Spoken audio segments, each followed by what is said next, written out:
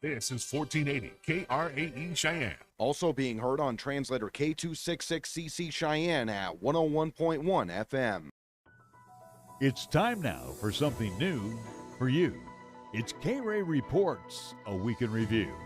And now let's check in with our program right here on 1480 KRAE Cheyenne. Morning. Welcome to KRAE Reports, a week in review. We get to bring back a guest who, well, seems like about a year ago that we had him on, Vernon Dobelmann, who's the Executive Director of the United Way of Laramie County. And Vernon, just so our listeners can get started remembering what United Way is all about.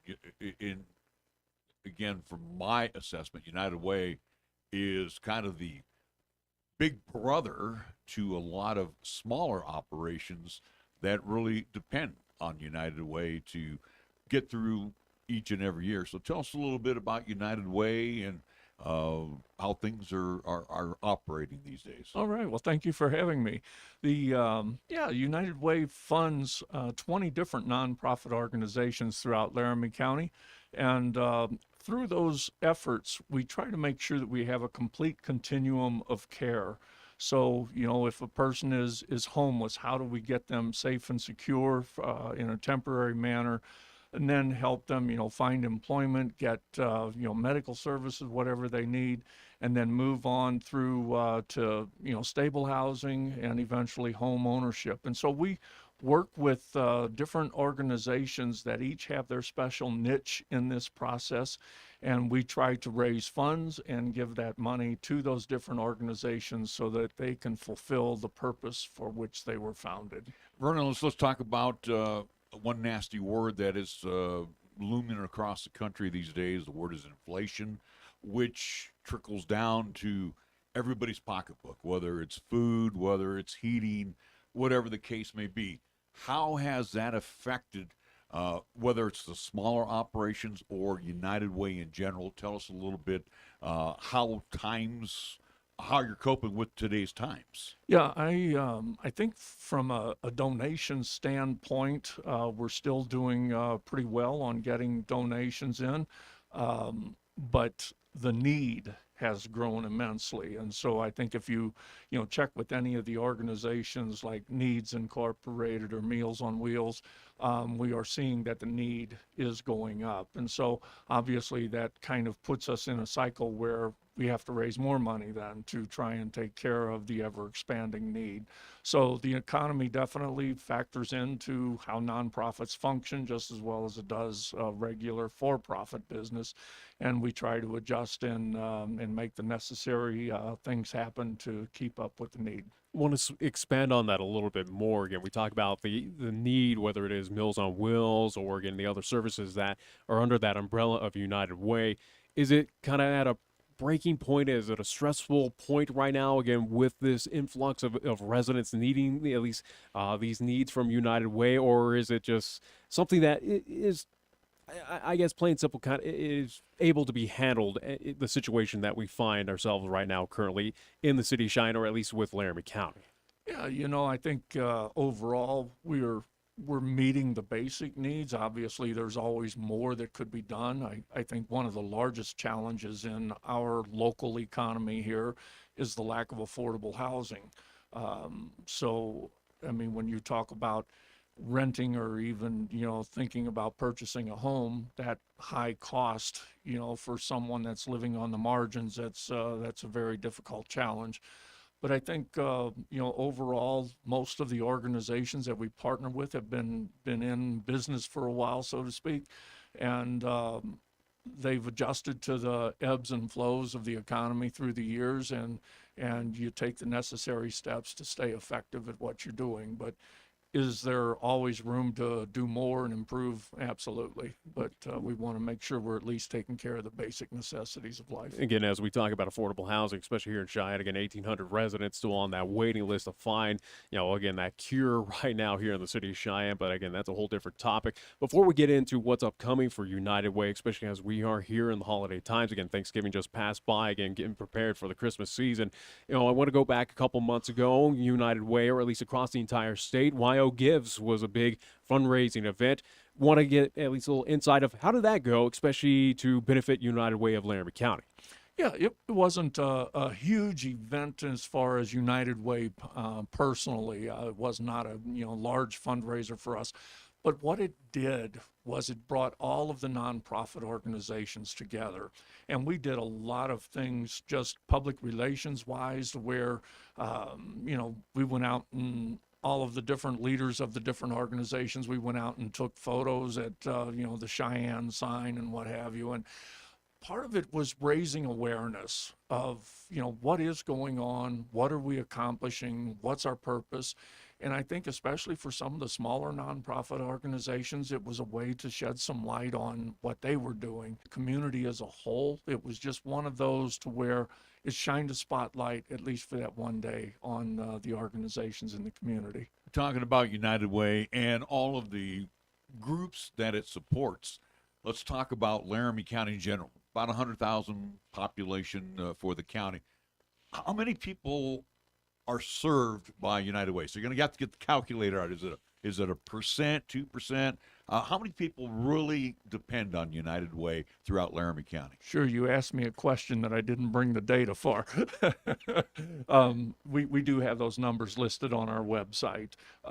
So our impact, obviously, because we support so many different institutions, we try not to double count and all of that and that, but our big role is, when we're funding 20 different organizations, obviously everybody that they touch, we have a little bit of a hand in that. But so percentage wise, I don't have a number to throw out at you. Who's the most in need? And again, I don't want to break it down. Youth, homeless, seniors, but is there a specific group that really needs United Way's help?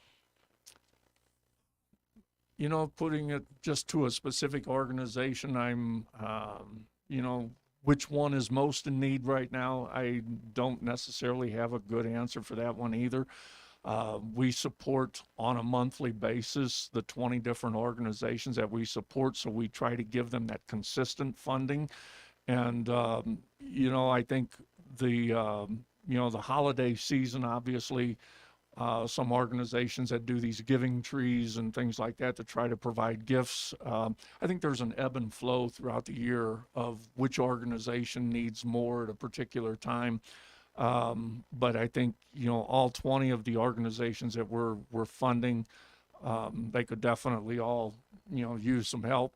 And so I hope we eventually hear talk about Giving Tuesday, which is tomorrow. Right. And, if a person has a favorite charity, tomorrow would be a great time to step up and help them out. I'm glad you mentioned the 20 different arms that you have to help throughout the course of a calendar year. And it goes back to affordable housing, where we mentioned that, hey, there's a waiting list. Is there a waiting list of certain funding groups that would like to become part of United Way, or 20 and that's it? Well, we throw out a request for proposals, and so it's open to any nonprofit organization in Laramie County to apply. And so we just went through that, and after the first of the year, we will actually have a couple of organizations that are dropping off, a couple organizations that are added.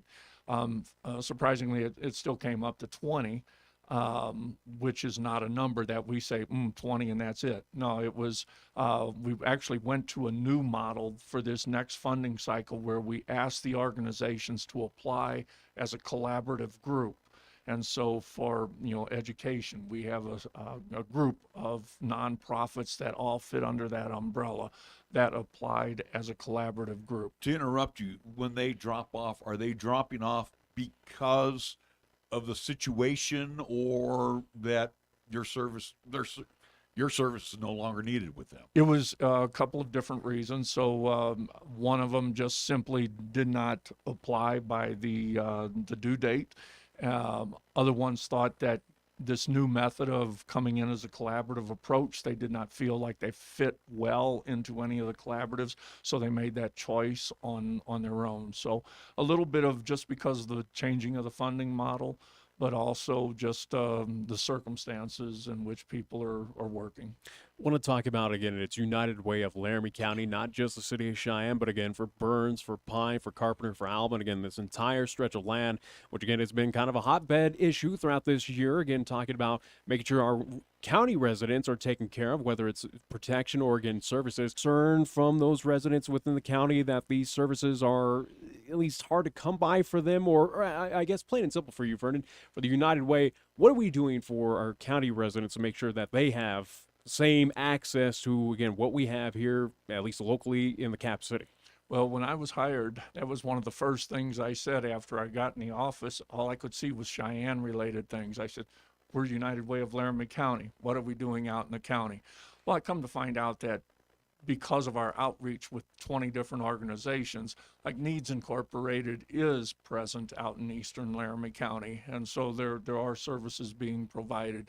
But we have taken some intentional efforts, and so last year we had a hog raffle, and we're having that again this year, which the drawing will be on December 8th.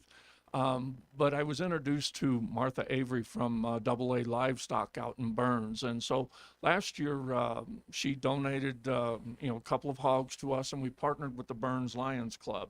And so part of the proceeds went to Burns Lions Club, part of it went to the first responders out in that area, and part of it went to us. And that was kind of that first step out into that arena. So we not only want to be providing resources to this group, but we would like them to be part of our organization and helping us raise money as well. So just draw us all together more fully. You mentioned this hog raffle upcoming again December 8th, again benefiting at least Burns Lions Club, and again getting that from AA Livestock. Where's this at least raffle going to happen? How can folks attend if they want to get on this opportunity? Yeah, so just one correction there.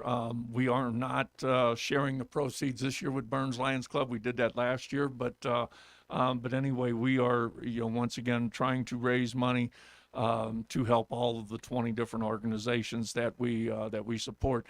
So you can go online. We can contact us at the office for tickets if you would like.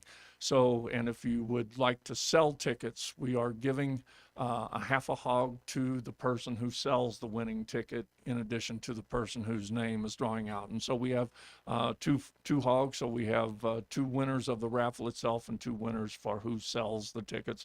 But they can just contact us at the office for more information. You don't want to talk to you. And again, in my now 37 years here with United Way, I've seen the numbers go up and down. We've seen times be good. We've seen times be bad. We've seen times be kind of flat.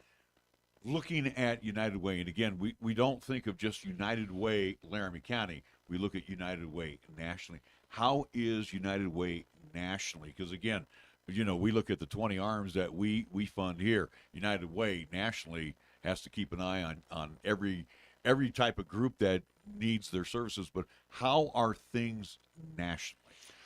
Yeah, I think they're struggling nationally as well, and one of the things that is kind of coming to light is United Way has had the kind of the corner on the market in regard to getting into places of employment and having employee campaigns.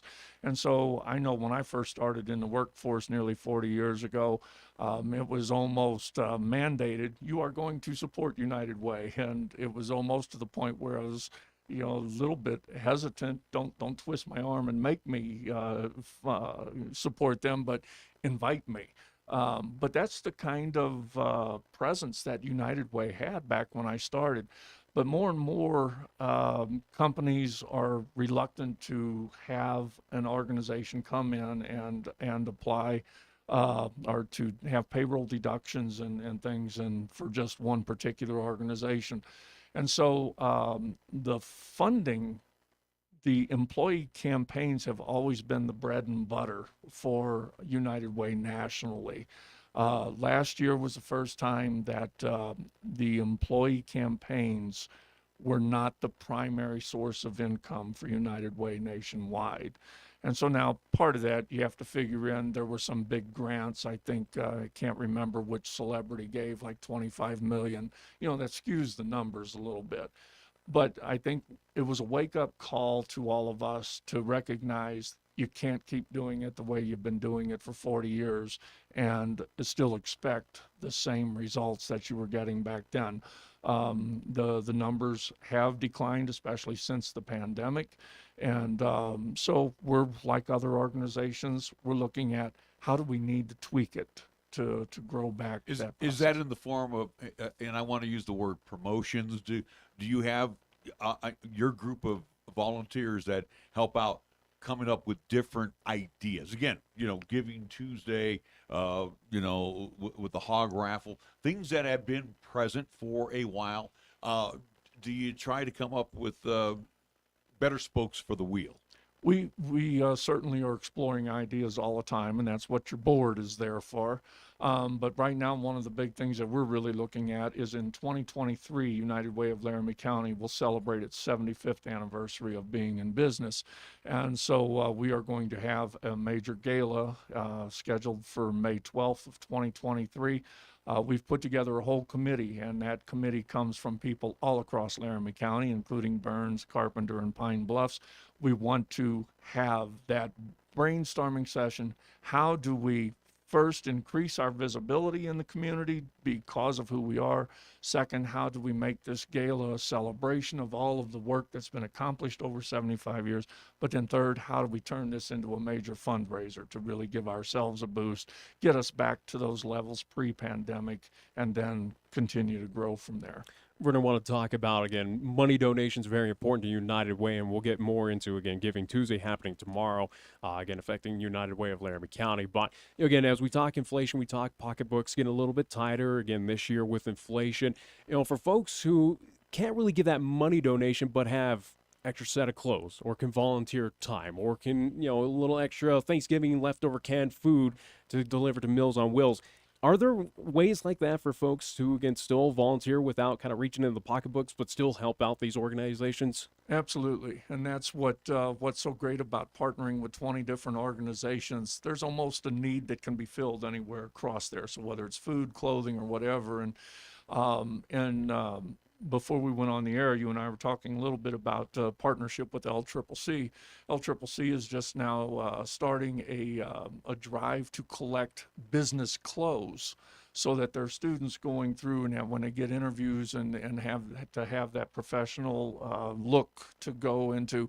And it was just kind of interesting because for a while, somebody had offered to donate a bunch of business clothes to me a few months ago, and I couldn't find any place that wanted them. And then lo and behold, I was just up at LCCC a week or two ago, and they said, "Oh, we're starting this here in December." And so there can be a way to contribute, even if it's not monetarily. Vernon, I mentioned very quickly, again, Giving Tuesday coming up tomorrow. Let's get more details on again, specifically what that is. I do believe also, too, we got a matching, at least, option as well, too, for the money that does at least get brought into United Way. Let's talk about Giving Tuesday. Yeah, so Giving Tuesday, it's one of those things that's built into the calendar so we don't have to create it ourselves. And but we've been very fortunate. A couple weeks ago, a donor told us that he would match up to $20,000 any money that we bring in on Giving Tuesday. So anybody that they can even give it today, it doesn't just have to be tomorrow, but anytime between now and midnight tomorrow, up to $20,000, it's going to turn into $40,000 because of this generous donor. And so once again, this isn't money that's just coming to us. This is money that will filter out and help these other organizations. And so I would really encourage people. I saw that Meals on Wheels has a $10,000 match as well.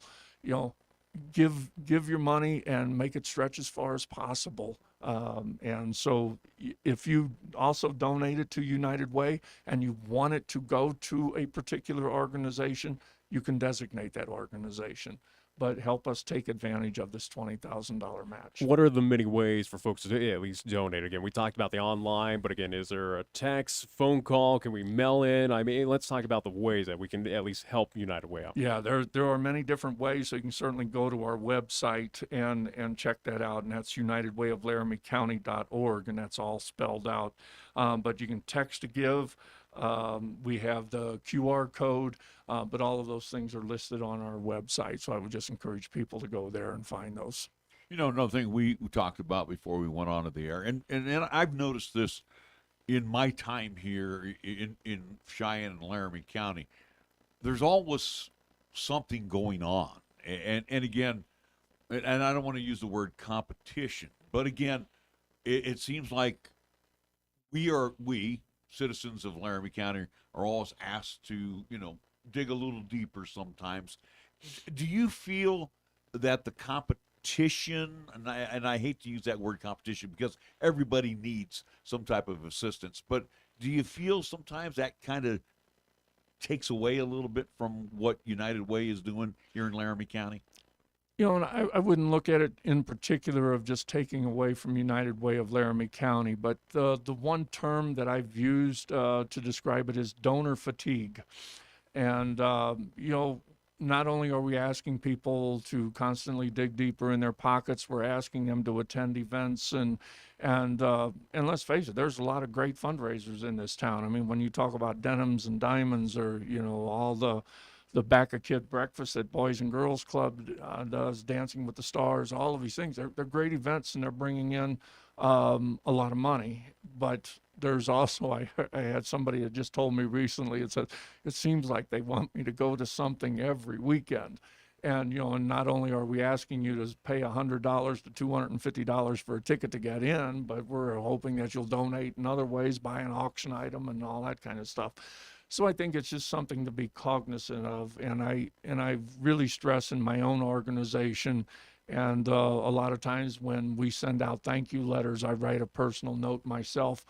I don't ever want us to get to that point where we take people for granted in regard to their generosity.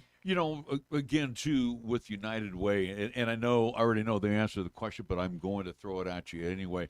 Again, United Way depends on donations. However, do you receive statewide, citywide, Laramie County help as well and again, we know that there's employee type of programs, but do city budgets, Laramie County budgets, set aside some monies to help United Way? We do. So we get some from both the city and the county, and there is a committee that we have together with that has representation from both city council and county commissioners. So they're a part of these discussions, and so part of it is to try and meet the needs of the local community, but taking the politics out of it. And so United Way serves as that agency. And so when our agency kind of divvies up the money, so to speak, we have an independent group that meets from a cross-section of the community. And so it's not me as a United Way staff person or our board or anyone else.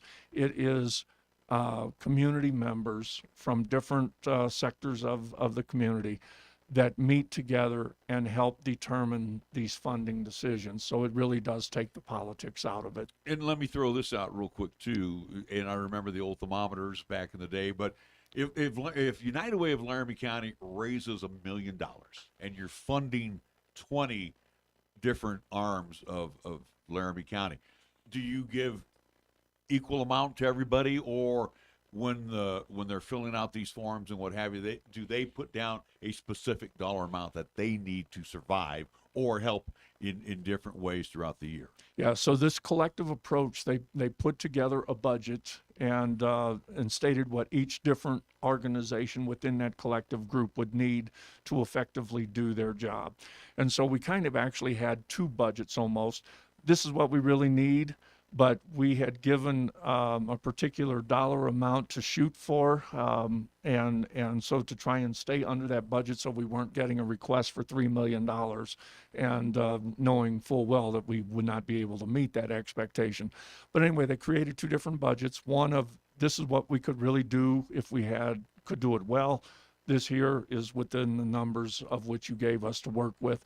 And so those collaborative groups each developed that budget on their own.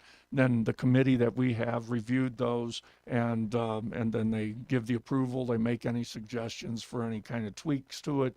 But we had some great proposals this year, and the outcomes and things like that, they're fine-tuned through the year. So it's a 3-year cycle that we are funding them for.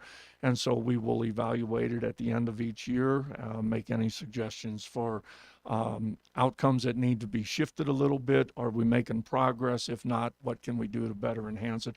So we want to make sure that each dollar is producing the results as good as possible. We want to make sure that, again, all those budgets are made. So, again, those needs, especially here the holiday season, are met for, again, the various charities out there. Again, those organizations that help out, not just Cheyenne, but, again, Laramie County. It's United Way of Laramie County. We mentioned Giving Tuesday happening tomorrow. The hog raffle, again, happening December 8th. But something that's approaching very quickly on the calendar, and, it's not everyone's favorite holiday, but it's tax day, again, approaching, and again, it will be here before we know it. But United Way also, too, offers services regarding tax assistance. Well, let's go into that of what United Way does for the community and what United Way needs out of the city of Cheyenne, or at least Laramie County. Yeah, so we've been providing the free tax service for quite a number of years, and last year, so there's income qualifications as to whether you fit into this category and that. But last year, the volunteers filled out over 1,200 tax returns, and that brought in $1.6 million in federal returns. And so that's money that's coming back into the community that may not have come back otherwise. And so we just feel like that has been a great service. And so we looking at trying to boost up the number of tax preparers that we have. You have to go through the IRS training and take a test and all of that fun stuff. But anyway, if anyone is interested, we are looking at ramping up our volunteer corps for that.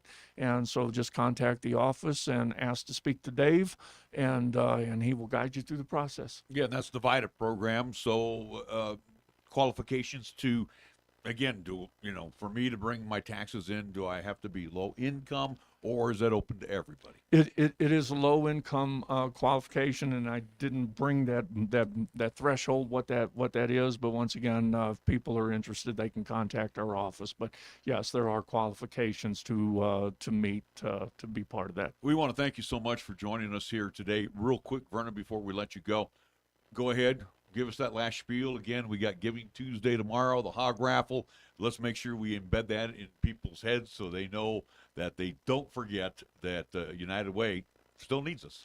Giving Tuesday is huge for us, and with having this $20,000 matching grant, it would just touch the lives of so many people. So QR code, text to give, go to the website, stop at the office, drop it off, however you like. We would certainly appreciate the support, and we will do our best to impact the lives of as many people as possible with your generosity. Vernon Dobelmann, Executive Director of United Way of Laramie County, join us here on KRAE Report so we can review. We'll be back after this break. You are listening to 1480 KRAE. Wisdom, expertise, compassion, qualities that are the foundation of Cheyenne Urological, with their experienced doctors and their highly trained staff providing top quality treatment for prostate cancer, urinary tract infections, kidney stones, impotence, and incontinence. You can trust Cheyenne Urological to give you the highest quality urinary care. Now offering the latest in robotic surgery, call Cheyenne Urological at 635-4131. That's 635-4131. Hi, it's Lee at Absolute Flooring. The holidays are arriving quickly. With guests set to arrive soon, it's time to gift yourself with new flooring. No matter what type of flooring you would like, Absolute Flooring has what you're looking for in a price to suit your needs. With the best selection of styles and colors available, we can help whether it's one room or a whole house. Why not make this your best season ever by visiting Absolute Flooring at 3573 East Lincoln Way and at AbsoluteFlooringWYO.com. Remember, it's always your home, your floor, your store. Absolutely. Your locally owned and operated radio stations, KYOI FM and 1480 KRAE AM, are just that, local, serving Cheyenne and Laramie County, where your advertising dollar stays local too. It doesn't end up in Colorado, Oklahoma, New Hampshire, or even New York. We conduct business here. We shop here, and we live here. And we support our entire community 24/7, 365. Just because it has a window dressing doesn't mean it isn't a facade. A reminder from KYOI and 1480 KRAE. Are you 60 plus and love to travel? Introducing the Senior Travel Discount Network, brought to you by Low Cost Airlines. Call us anytime, day or night, and save up to 75% on your airline and hotel reservations. We can help you save a ton of money to fly almost anywhere. We have inside discounts on over 500 airlines and 500,000 hotels worldwide. And when you call and mention the discount code 60 plus, we'll give you an extra free night with your qualified air and hotel reservation. Now you can get the best prices on air and hotel reservations with your phone. We make it easy and fast for you to save money and book a trip. Remember, call the Senior Travel Discount Network, mention the discount code 60 plus for your free hotel night with your qualified reservation. Call now. 800-510-7126. 800-510-7126. 800-510-7126. That's 800-510-7126. At the Cheyenne Regional Cancer Center, we take a caring, comprehensive approach to cancer treatment and prevention. To best serve your needs, we provide chemotherapy, radiation oncology, and infusion treatments, as well as the quality care, resources, and support you need from one warm, welcoming location that's close to home. For more about our compassionate approach to cancer care and prevention, visit CheyenneRegional.org/cancer. Here's the latest weather forecast on 1480 KRAE. Weather-wise for today, partly sunny with increasing clouds and a slight chance of snow this afternoon. Breezy conditions, expect the daytime high near 42. A winter weather advisory is in effect for tonight through tomorrow. Snow on tap for tonight with our low down to 11 degrees. New snow accumulation of 3 to 5 inches possible. Snow once again for tomorrow. Look for a daytime high near 17. New snow accumulation of 1 to 3 inches possible. And for Tuesday night, mostly clear. Our low dropping down to 2 degrees.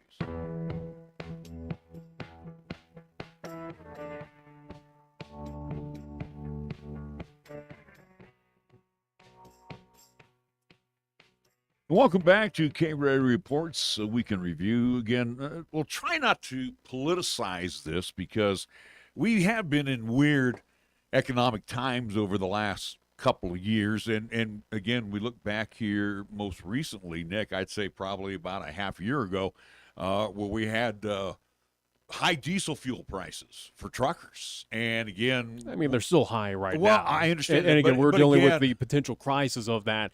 Again, we'll get away from diesel here, but again, let's be honest that diesel's been in the news of it was about to run out and what was going to do for the trucking industry. Where and I think there's 14 of these unions that represent our railroad employees. They all have to be in sync. So all 14 have to say, yeah, we agree. We ratify this particular deal. And if there's one or two or three, we could be seeing some serious problems. And again, look at, and you and I know this too, when we go to Gillette to go do a football game, look at how much through the Trona mines, those railroad, I think it's the BNSF, that is hauling tons of coal cars. And again, I can't fathom right now seeing those operations come to a halt. Well, I highly doubt it as well, too. Again, the strike that was supposed to happen again, at least here. Back in September. At least September, again, was pushed. October, November, again, now it's been pushed to December 6th of a potential strike. Again, it's not happened yet. Again, it just keeps on getting pushed back as they kind of broker kind of these small end deals. But again, so far, if there is to be a strike coming up here in a few days, or at least next week as it stands, again, December 6th is that date, the anticipated date. Sounds like, especially by at least Congress on the federal side, it's not going to happen, or at least they'll step in. Yeah, they're going to step in somehow and, again, prevent this. And, again, if a strike is to happen, it's going to be for a short while, if not a couple of days. It's nothing that's going to last and pretty much cripple the at least the state of Wyoming. So, but again, we shall see. Again, this strike has been proposed for many months now, has been pushed back, and again, they're finding ways to broker in these small end deals to make workers happy enough. So, again, we shall see. Again, worse, if worse comes to, again, especially here in the state of Wyoming, especially for the coal industry, if again rail workers do strike, it's similar to, again, what we saw with, again, supply chain. Imagine what would happen to this state if, again, for, I'd say, even minimum of a week, if rail workers went on strike, and again that coal is not moved around this state, it's going to be unbelievably crippling. You got to imagine on the economic side what that means. It could last years, especially on an industry that still is pretty strong within the state's border. Well, and again, like I said, there's a lot of union arms of railroad workers, and you sit here and like, again, you can go to all of the 24-hour news services, you can go to the three big networks. Everybody's making this a political football. But like you said a key word, Congress.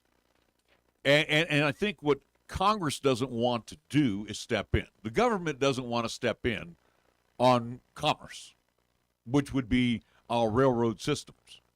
So you sit here and you look at what it would cost us on a daily basis. And I think, if I remember right from one of the services that I was reading, I think a daily strike would cost the nation about $3 billion a day. Yeah, and again, can't afford that on the nationwide. That's why Congress would have to step in, and again, would, if this does get pushed to the point.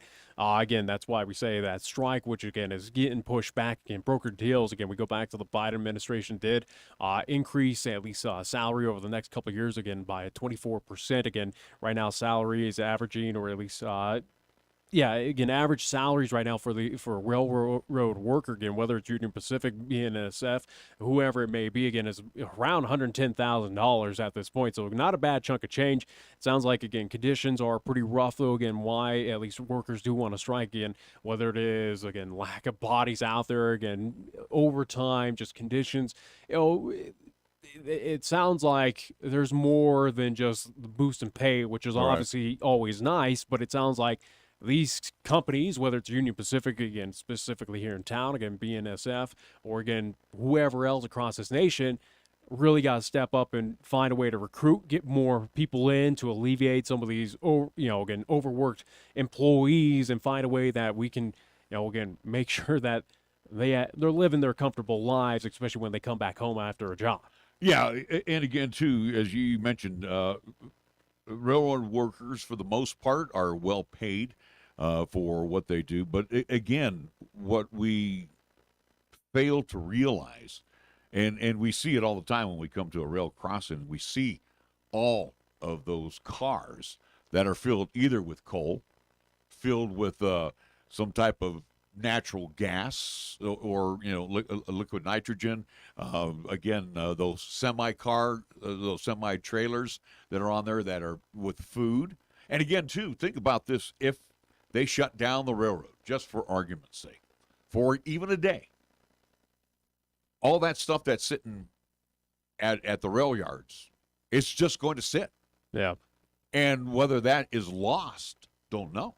I have no idea. Again, this is above my pay grade, but like I said, if it sends a chill down your spine. If it does sit for a day, though, again, it cripples the economy, which is already struggling right now. Again, as we're on the brink of heading towards a recession, this, if anything, just exacerbates the situation, and it pushes us even further down, into a crisis moment. And again, not just here in the state of Wyoming, but again across the entire U.S. That this has got to be avoided any way possible. But that's kind of the tough thing, where again, the salary is there, or at least it's going to be there again by 2024. Again, that 24% boost that the Biden administration kind of pushed forward for our railroad workers. But it's a situation that Union Pacific, BNSF, again, whoever these companies are, got to find a way to recruit, got to get workers in. That, again, basically plain and simple right now is those current employees are overworked, are stressed out.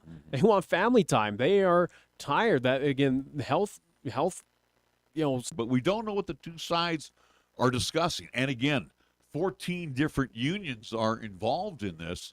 So again, we sit here and we look at, wow, they're making a good chunk of change. So we sit here and go, oh, rank and file are taken care of. They're getting a good benefits package. Top coal producers here in the country.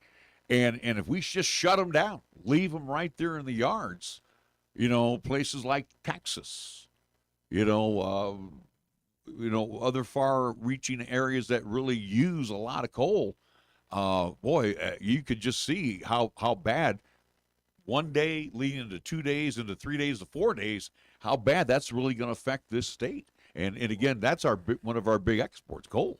Yeah, without a doubt. And again, like I said, this is something that, now it's on a federal level, which again will trickle on down to the state of Wyoming. But hopefully, again, Congress or again these unions, and again, my opinion with unions is I'm not too favorable of, again, where it seems like it benefits more at the top and you don't really care about the little man.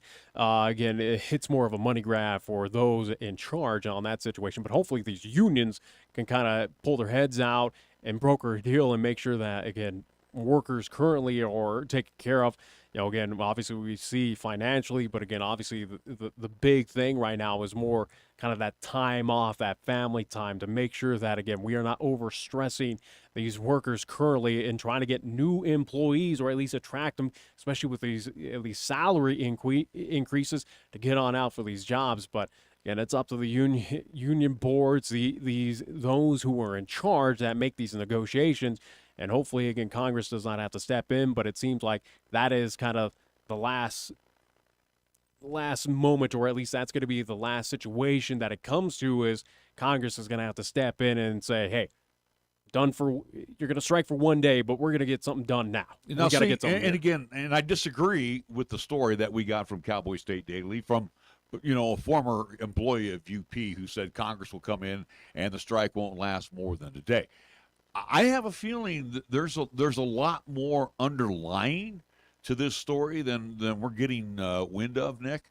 And my concern is I have a feeling if they do, the rank and file do go out on strike, and there'll be very limited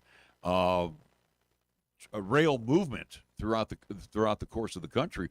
I have a feeling that this will not be a 1 day be all cure all. I know Congress will try to act as fast as they can, but I don't think it'll be 1 day. I think this will stretch into a few days.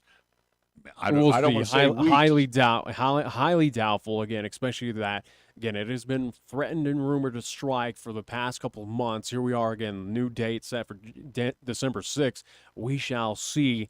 Again, last time at least workers did strike was back in 1992. Again, that lasted for 17 hours. So I would anticipate it's going to be a similar situation. If it gets to that breaking point, December 6th, if that is finally the day that these workers do at least strike, it's not going to last for multiple days. The U.S., again, whether it's the state of Wyoming, but I think federally can afford it, and they're not going to allow it as well, too, that, hey, get it done now. That's going to be the first, like I said, I think that's going to be the end-all, be-all. If it gets to that point, Congress is going to immediately step in. They're going to, you would assume, say, hey, push everything to the side, get this done now, because it's costing us billions, if not pushing that trillion mark as it goes on. Congress is already hip to all of this stuff right now. I mean, they already know. Clearly. They already know what's good, what's bad, and we're the middle. But if it gets to that strike point, though, it's going to be all hands on deck. That it's going to be the first and foremost kind of priority, again, whether it's Congress or, again, going up to the Biden administration saying, hey, get it done now. You're costing us, or it's costing us billions of dollars at this point. And we've seen this on the sports side. We've seen a lot of this stuff go right to the midnight hour. And that's what may happen with this, that, hopefully we come on board and say, hey, the strike has been averted. But if it does go through, I don't think it's going to be a 17-hour strike. I think there's probably some more major issues than you and I are even hip to what's going on right now, because, again, if you can't get all of the unions to ratify first a pay bump, okay, that was just that was a Band-Aid. 24%, a Band-Aid, Nick. So what else is underlying right now that they can't get this worked out? That concerns me right now, and I don't think that Congress is going to be able to put that S on their chest and be Superman and save the day. I just don't think it's going to happen. All right, we are going to take a break. We will be back with more of KRAE Reports that we can review right here on 1480 KRAE. Message is for Shauna, my mom, who just finished her high school diploma. I wanted to say I'm so proud of you for finishing school. You told me it's never too late to achieve your dreams. I hope to make you as proud as you have made me. When you graduate, they graduate. Finish your high school diploma for you and for them. Visit finishyourdiploma.org to find free and supportive adult education centers near you. Brought to you by the Dollar General Literacy Foundation and the Ad Council. In times of economic uncertainty and chaos, your money means nothing. You may not even be able to get it from your bank or ATM. And the money you do have in the stock market will go down and down. What you can bank on is gold and silver. Gold and silver have been a reliable and trusted form of currency for thousands of years. Gold and silver have never been worth zero, and typically gold holds its value during economic turmoil. Call the Gold Hotline now and learn how to protect your money and your assets with gold and silver. And learn how to set up a new IRA or roll over your current one into a gold-backed IRA.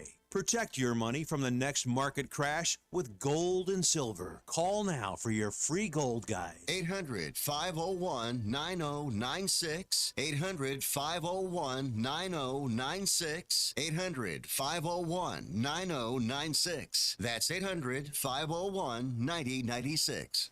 Have you ever met a single person in your life that enjoys paying taxes? No, no one does. If you can't sleep at night because you have a huge problem with the IRS, I've got some free advice for you. This service is strictly limited to individuals that owe the IRS $10,000 or more in back taxes. And if you qualify, we can guarantee that you won't be writing a big fat check to the IRS, or our services cost you nothing.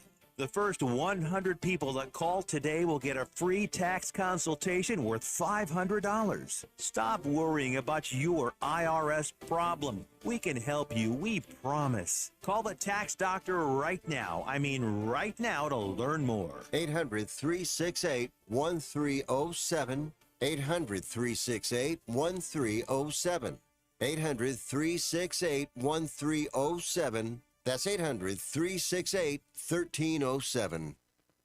Treat your taste buds to a warm bagel and Mort's Bagels with your favorite cream cheese. Perfect for the office or perfect at home. Mort's Bagels are always made fresh and delicious daily.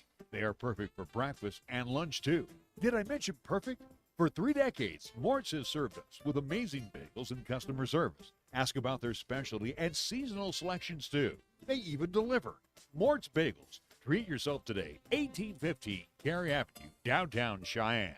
MHP is a certified public accounting and consulting firm located in both Cheyenne and Fort Collins, offering accounting, tax, and consulting services to businesses, not-for-profit, government, and individual clients. MHP takes pride in their commitment to providing close, personal attention to their clients. They also continue to invest time and resources in continuing education, state-of-the-art computer technology, and valuing their relationships with you. MHP is a proud supporter of local and UW athletics. MHP, 314 West 18th Street, or call 634-2151.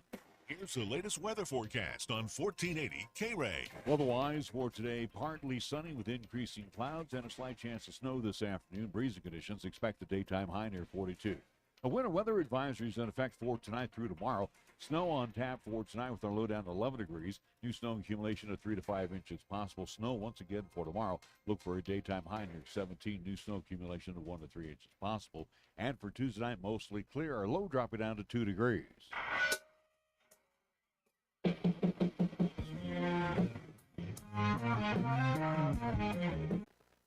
It says here Joe Biden's goal to eliminate oil $1 billion for public lands and national park restoration, primarily from onshore oil and gas development on federal lands. The act combined the restoration and the land and water conservation funds, which supplies $900 million in matching grant money for state and local parks. So, and Biden has been steadfast on, no, we're not doing any more drilling. We are trying to get away from fossil fuels.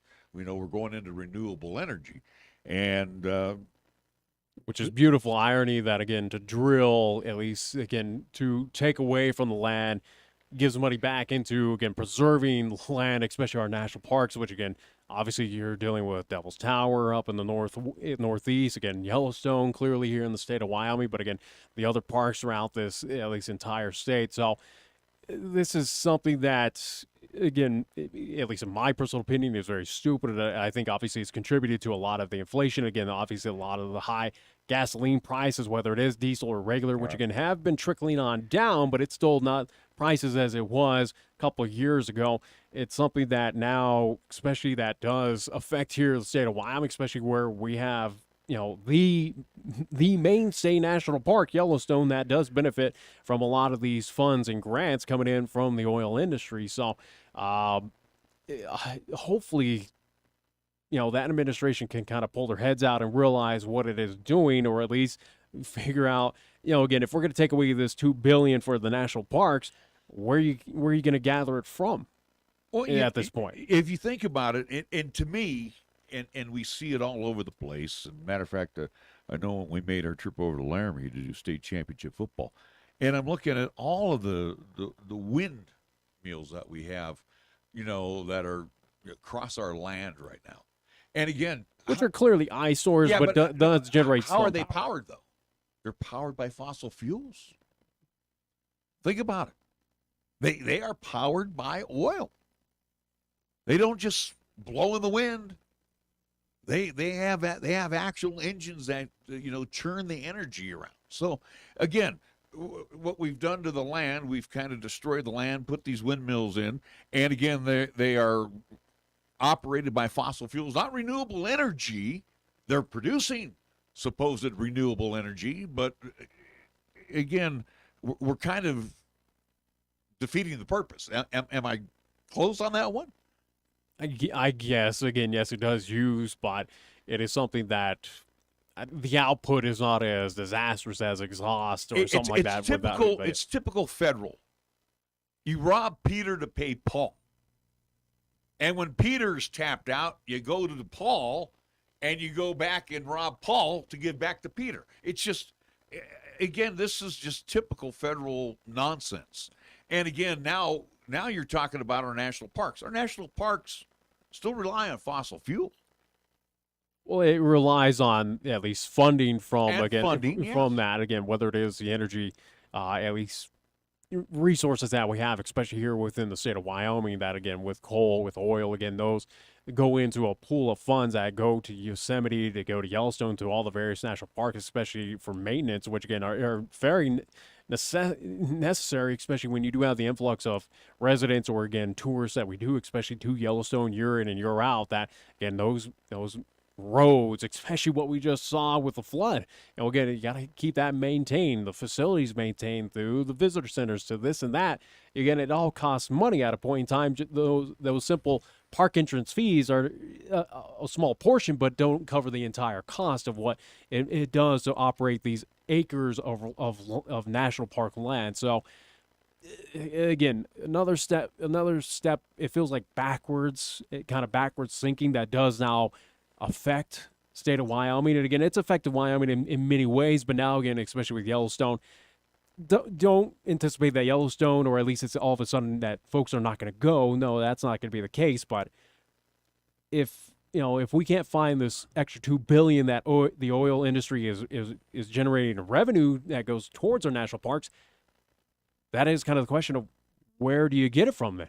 Where is that money going to come from that goes towards keeping these lands, beautiful, or at least keeping these national parks preserved? Well, come January, with the new Congress coming in, and again, this would be the Republicans that will have the majority.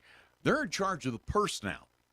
So, again, the Senate race could be 50-50, could be 51-49, don't know. But Congress, the 435 members of Congress, they're going to be in charge of the purse.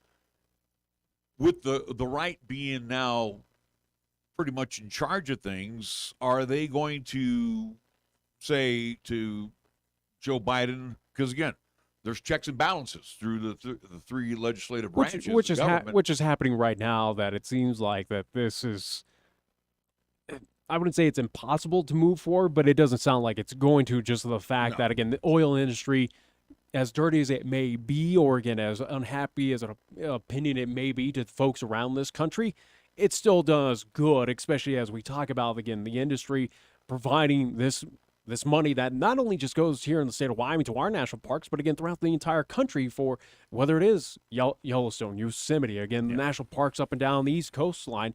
Again, it supplies to everyone. So again, I don't foresee this to be an issue, but it is something that, as much as he is pushing for that green energy within this nation's borders, I don't think it's a logical probability just due to the fact that, again, oil, coal, with the revenue natural gas, again, those revenues that are brought in from those kind of dirty, at least energy, systems, still do good. Well, again, that's why I said at the beginning, again, it's the ironic that, again, as much as people may say that oil, coal is kind of detrimental to the environment, well, guess what? It still pumps money into keeping the environment, or at least our beautiful parts of this land. The problem with Biden, he's dug in, okay? And he dug in so far, he can't dig himself out. So the problem with realistically, renewable energy and fossil fuels can work together. But you got one side saying, and you got the other side saying, well, yeah. So instead of meeting in the middle, which we should be doing, hey, renewable energy is this, fossil fuels helps that, and, let's put both of them to good use. And again, we are sitting on a mother load of fossil fuel. But again, the government doesn't care about the people. We'll see if this becomes an issue, which I doubt it will be, but it's something food for thought of, again, if it goes to a zero oil federal policy under the Biden administration over the next 2 years, or again, if he is reelected or whatever may happen. But again, if it's to happen in the near future, I just don't believe it's going to be a reality, just due to the fact of what that industry does, revenue, or at least with some of those funds, goes back into preserving the land of this country. So it's that beautiful irony that, again, I don't think this is going to be an issue, and I think that this administration, as of right now, realizes that we can't just go pure zero at this point. It's just not. It's not possible. But we are one of the lowest emitting carbon countries in the skies. So we're doing our part right now, but the rest of the world is way behind us. Yeah, without a doubt. And again, that's something we're. And they're not. Some of them aren't going to catch up. They're not going to. No, again, they don't have the resources, and hopefully the U.S. does not send out any more financial funds or anything like that to help them out. It's again, those countries got to figure out on their own to at least get with the times, or at least kind of better alleviate the problem. But yeah, again, you look at China, you look at India, you look at some of those, nations that do have that issue, but again, that's outside. But they won't come to the table either. All right, we are going to take a break. We're going to bring on our next guest, Dr. Michelle Aldrich. She is a city council representative from Ward 3. We'll have her coming up in just a little bit. You're listening to 1480 KRAE. KRAE Reports, a week in review. This is 1480 KRAE Cheyenne.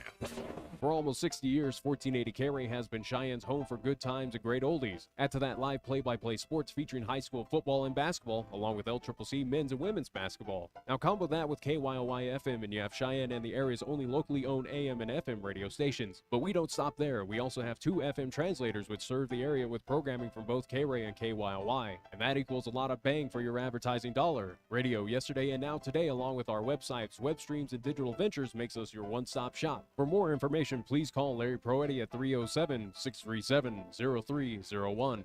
Do you need low-priced, quality health insurance for any reason right now? Then call myhealthinsurance.com today.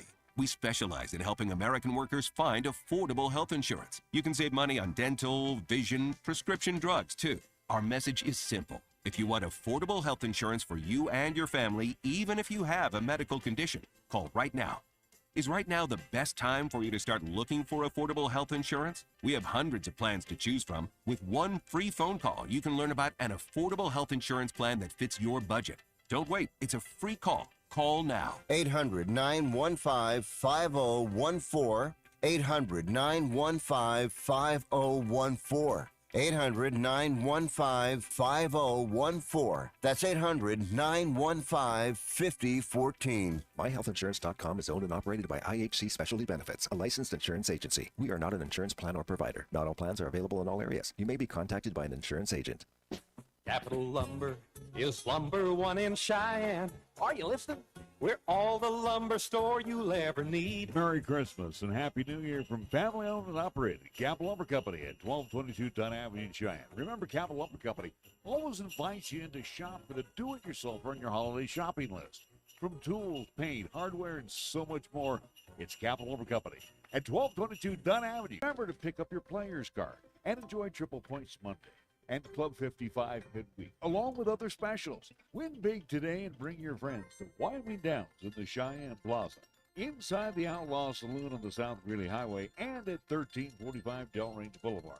For more information, go to wydowns.com. Here's the latest weather forecast on 1480 KRAE. Well, the one with increasing clouds and a slight chance of snow this afternoon. Breezy conditions, expect a daytime high near 42. A winter weather advisory is in effect for tonight through tomorrow. Snow on tap for tonight with our low down to 11 degrees. New snow accumulation of 3 to 5 inches. Possible snow once again, along with Nick Crowley. And we bring on our next special guest, and she is a representative of Ward 3, Dr. Michelle Aldrich. And, Michelle, we thank you so much for coming in. It's nice to always talk city politics. And you are right in the middle of your first term as a city council person for the city of Cheyenne and for Ward 3. Tell us a little bit, again, I've had that opportunity to sit out in the audience, so I know how city council meetings are conducted. I know all that goes about. Tell us a little bit, what's it like being on the dais up there now and working for, the city as well as Ward 3. Yeah. Well, it's been a great opportunity, and I've really enjoyed the opportunity to work with my colleagues from Ward 1 and Ward 2 and my fellow councilman from Ward 3. I think that, as with anything, it's very different from that side of the dais. When you're running for office and you don't necessarily know all of the inner workings, it's really easy to be a, armchair quarterback. But I think sometimes once you're in that position and you see behind the curtain, you realize it's not the wizard back there, and that there are lots of things that maybe you didn't know or didn't understand when you were running for office. And you also realize that it takes 5 people to make any decision. So it's really important that you be able to work together and work well with the colleagues on the council. What drove you at least to run for that position for Ward 3 out of curiosity? Again, was it just, wanted to serve for the city of Cheyenne, just curiosity of how city government worked? I mean, what drove you to at least run for election for that seat? Yeah, well, that's a great question. I grew up here in Cheyenne. My parents moved here in 1969, so it tells you I'm pretty darn old. And as my students would say, I'm older than dirt. But part of it was that I really saw where the last council was really struggling to just be kind and be civil. And when Monday night council meetings were rivaling pay-per-view for entertainment in our community, and that was the talk amongst high school students about how crazy the city council was, I thought we can do better than this, and our community deserves better. I also thought it was really important to model that for my students, who we really want to become our engaged future community leaders. And when they see behavior that's unbecoming to an elected office, it takes away their drive and motivation to engage in that process. So a part of it was because I love the community, but part of it was because I just thought that I could contribute and help do a better job. And I really am just, quite honestly, During your short time in office. Yeah, that's a great question. Well, first, people can connect with us either through email. We have city email addresses, or through, we do have a city council office with an administrative assistant. Interestingly enough, when we moved offices, our phones disappeared. So even though we have phone numbers, they hopefully are being answered by the administrative assistant. And then most of us, I think, put our personal cell phones out there as well. We also in Ward 3 are the only ward right now that when I got elected, I reached out to my colleagues in Ward 3 and said, hey, what if we did a monthly get-together for Ward 3? So we get together on the 3rd Saturday of every month from 9 to 11, and we invite people from all over the community, not just Ward 3, to stop in and visit with us about any concerns or ideas, things they've seen in other communities they'd like to see us try here. And we get anywhere from 7 to 20 people each month, depending upon what the topics are and what people are interested in. I think some people come just for the entertainment's sake, to visit and to have coffee. But it's really a drop-in, drop-out event. And the next one in December, it will be on the 2nd Saturday. It will be December 10th from 9 to 11 at Dossbog on the east side. We really want to support our Ward 3 businesses. And so we meet at Dossbog at the corner of College and Pershing. And so December 10th would be a great place for people to connect with us. But I have made a promise that if you email me or you call me, I will get back to you within 24 hours. One of the things that we're hearing is that from our constituents is not always necessarily just about Ward 3. There are concerns that affect our whole community. And while we are elected to represent Ward 3, we really, at the end of the day, we're all part of the Cheyenne community and Laramie County. So things that we've heard about recently have been concerns about speeding, especially after the incident we had and the death of Mac and the crosswalk over by McCormick. We still have residents in our area that are concerned about the speed that people are traveling on Pershing by KRAE Junior High and Baggs Elementary. We do have a new Hawk system going in at Baggs Elementary that we think will help with some of that traffic there. We also are hearing a lot from residents on a variety of topics. Some of it's about snow removal and what the plan is and where they live. Some of it's about annexation and whether their properties are going to be annexed or be forced into the city limits. And so it just happens, whatever we are talking about at the time and on council and is hitting the news cycle is what people are wanting to talk about. It's only fair that we've had, again, whether it's potential candidates, actual, again, representatives now pass post-election here in town. But, again, we've brought up annexation. We will with you, Doctor, of yay or nay. Again, what's your thoughts on this annexation? Where, again, we've heard many, at least, avenues of why it's good, why it's bad. But for your perspective, especially out there in that eastern side of town, again, that pocket that kind of keeps on getting bigger and bigger, annexation, what's your thoughts on that? Gosh, that's a great question, Nick. I have a lot of thoughts on that, actually. As probably one of the more conservative members of the council, I'm always about personal property rights, and I think that's really important that we respect that and value that. And a lot of people bought in those areas with the understanding that they could do the types of activities that they're doing on that property. I also understand from the city services side of it that, it's hard to hold back traffic, and I think this is what really prompted the desire to see some of our county pockets annexed, when you're holding back traffic to wait for a fire truck to arrive from a rural fire district and watching a building burn. So there's a balance there. But I think that the approach that we're taking right now is a very slow and measured approach. We're starting with individuals who have reached out to us who have said they'd like to annex. Our goal is to do 5 annexations each month.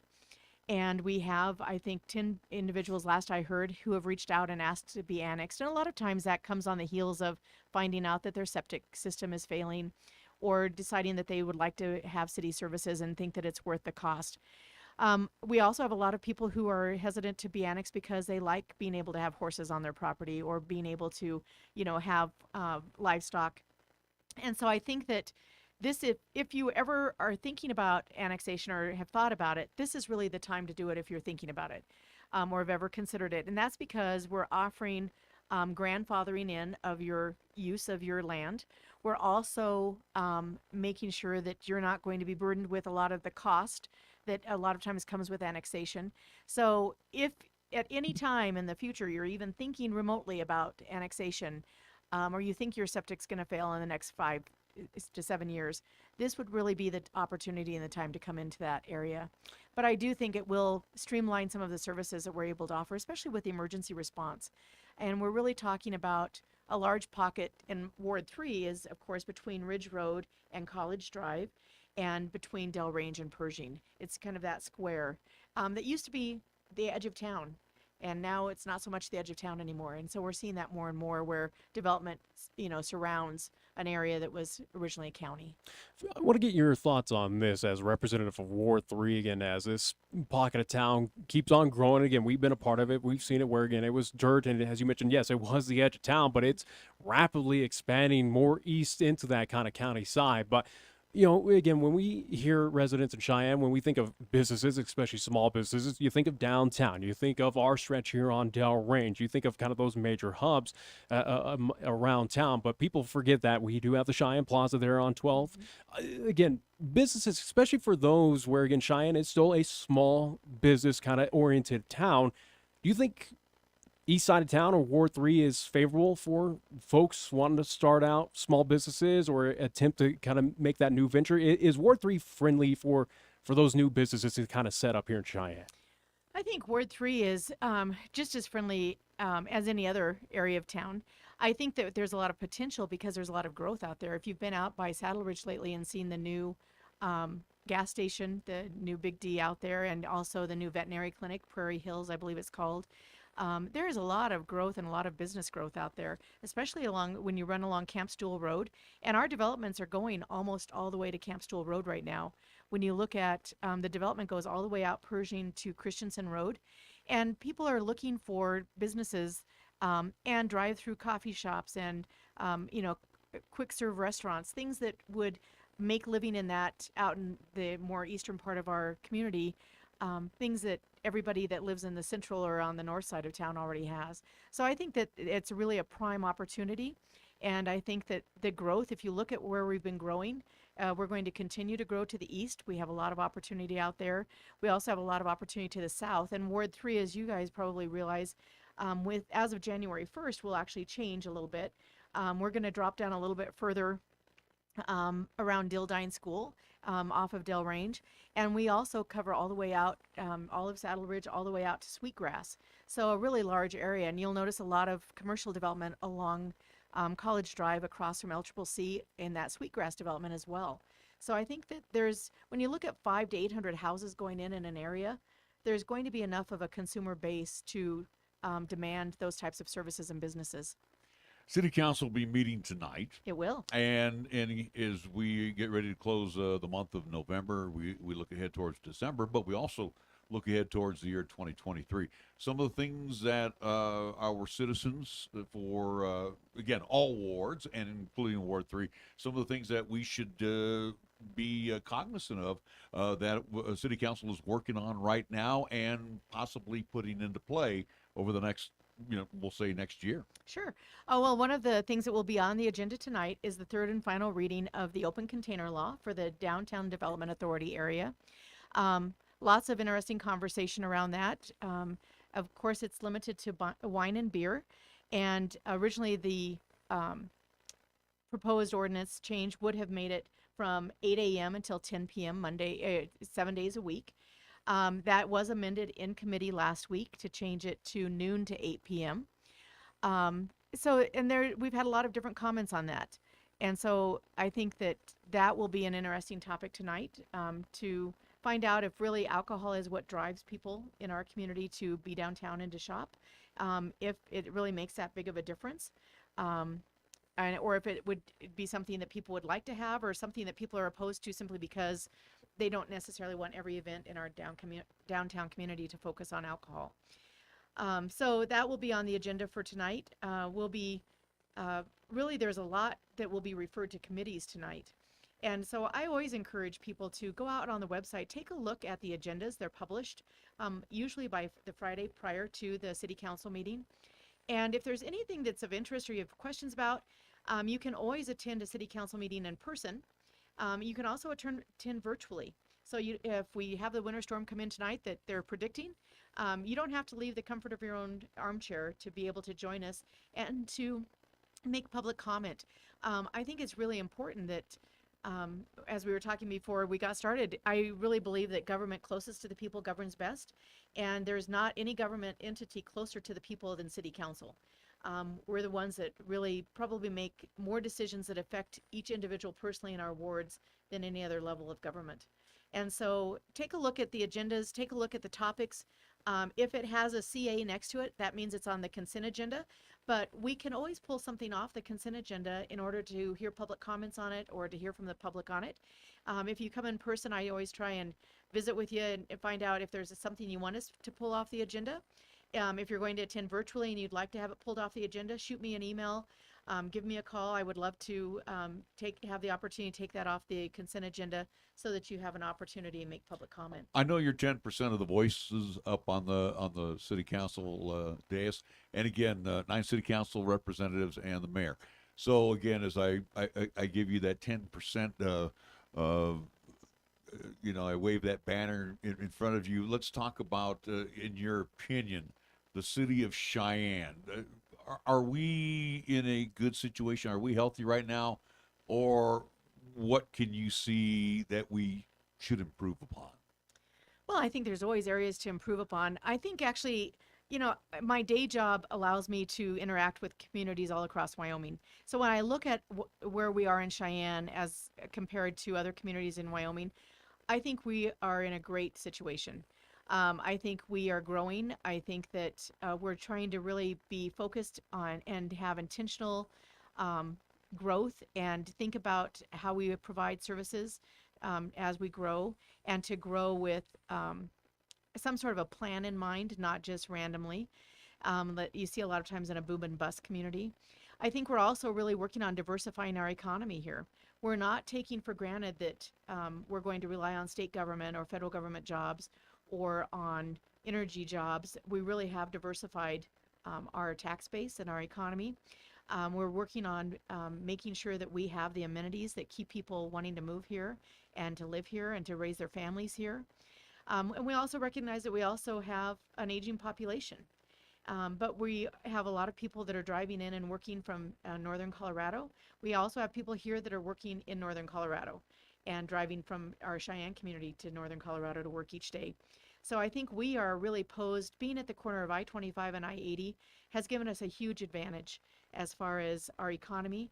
And I think it's going to be up to us now to do our due diligence and make sure that we continue to have the quality of life that we would like to have here in Cheyenne and what we've become accustomed to. We've talked about, again, the influx of folks coming into Cheyenne, which, again, over the pandemic years, again, we've seen a big influx. And, again, as we talk about, especially here in Ward 3 in Cheyenne, again, it's really expanded over the past couple of decades.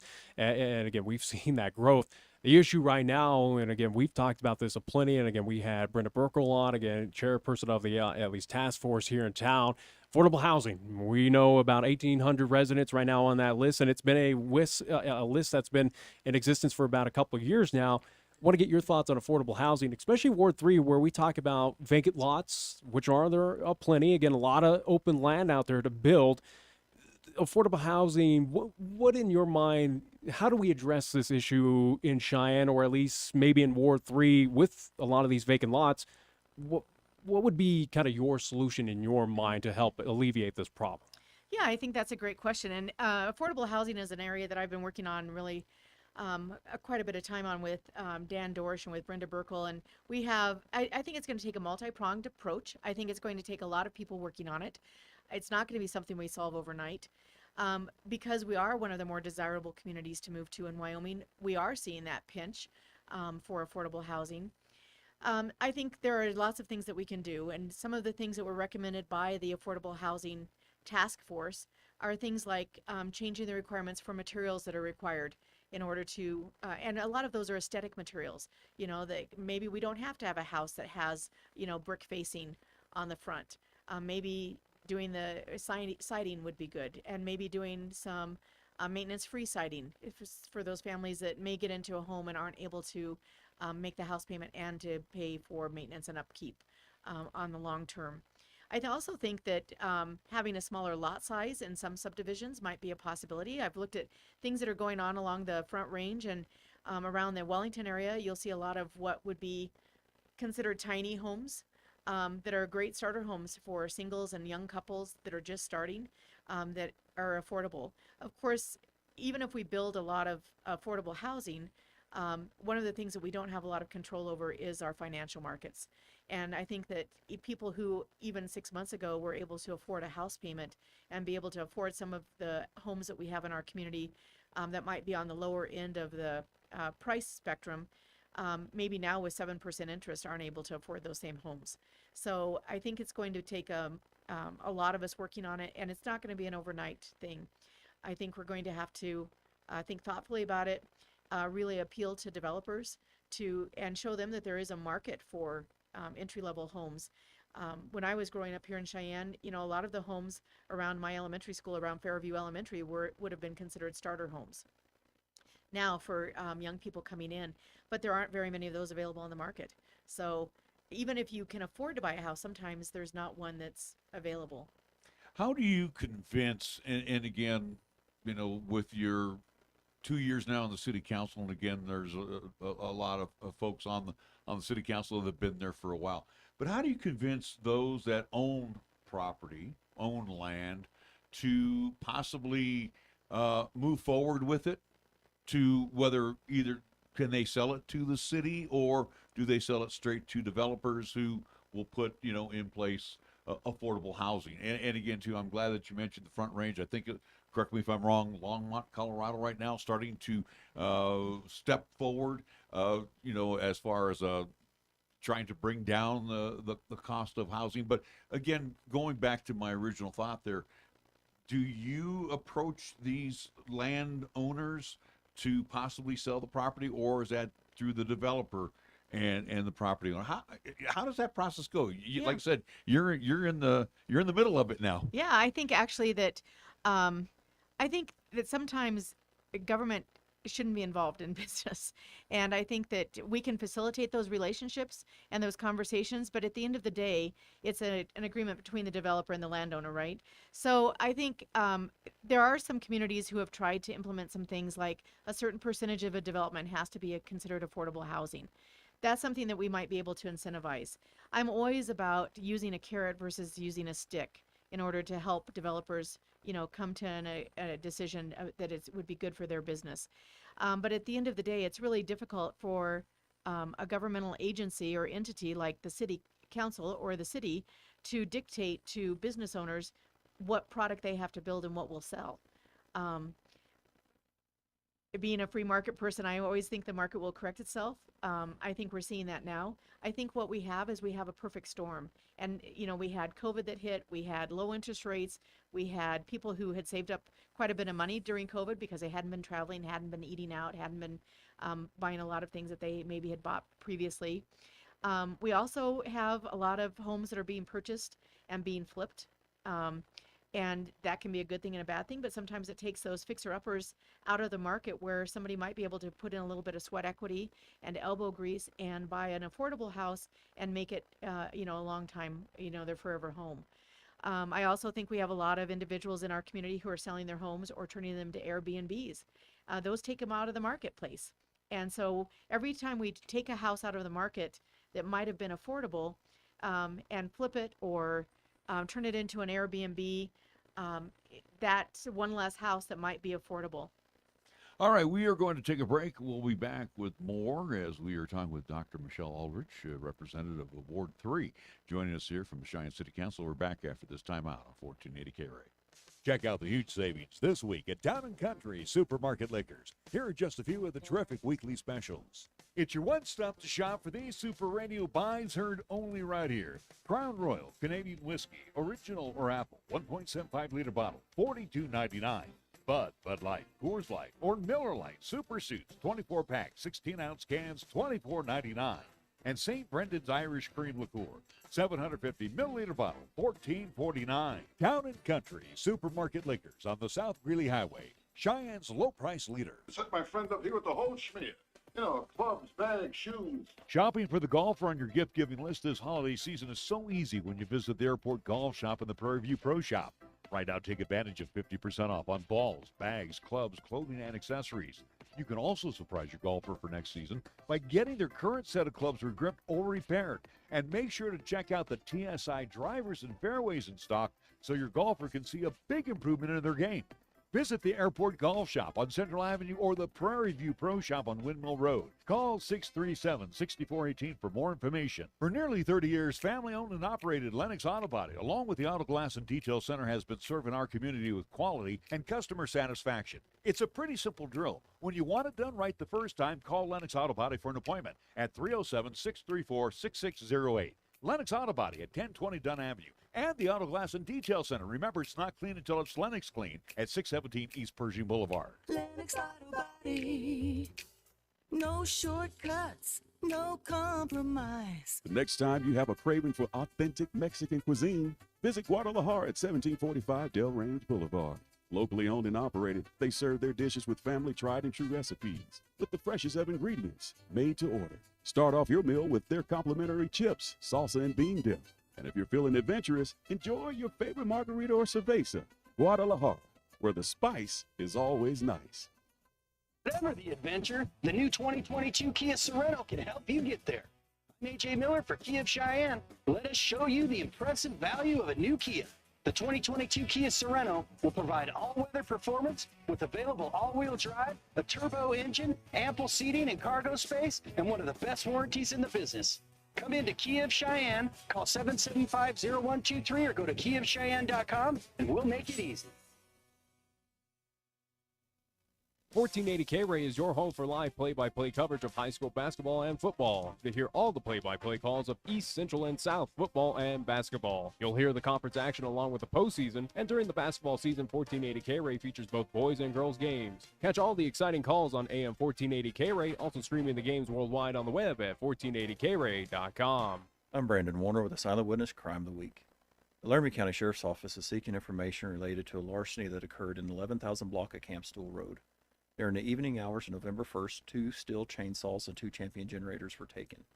If you have information about this or other crime, call Crime Stopper Silent Witness at 638-TIPS or on the web at silentwitnesslaramiecounty.com. You will remain anonymous and may be eligible for a cash reward of up to $1,000. Together, we can make a difference. Here's the latest weather forecast on 1480 KRAE. Otherwise, for today, partly sunny with increasing clouds and a slight chance of snow this afternoon. Breezy conditions, expect a daytime high near 42. A winter weather advisory is in effect for tonight through tomorrow.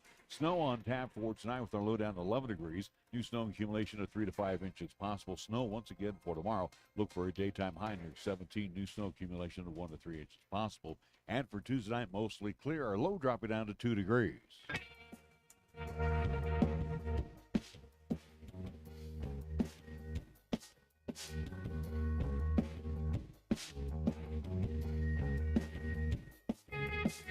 We welcome you back to KRAE Reports, a week in review. I'm Larry Perotti, along with Nick Perotti, and we're joined by Dr. Michelle Aldrich, again from Ward 3, Cheyenne City Council.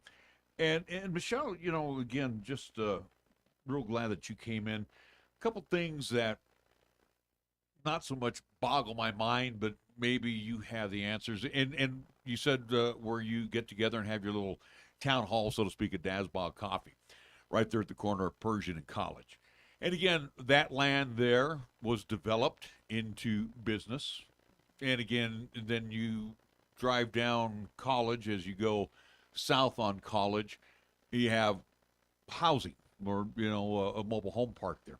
I guess my question is, how do you determine, or how does the city determine what is commercial and what is, you know, zoning that you can't build any commercial? How do you go through all of that? Well, we have a great planning department, quite honestly, and overseen by Charles Bloom. And so usually when a landowner decides that they'd like to use their property for something, they check to see if it meets the zoning code. And if it doesn't, then they go through a zoning change.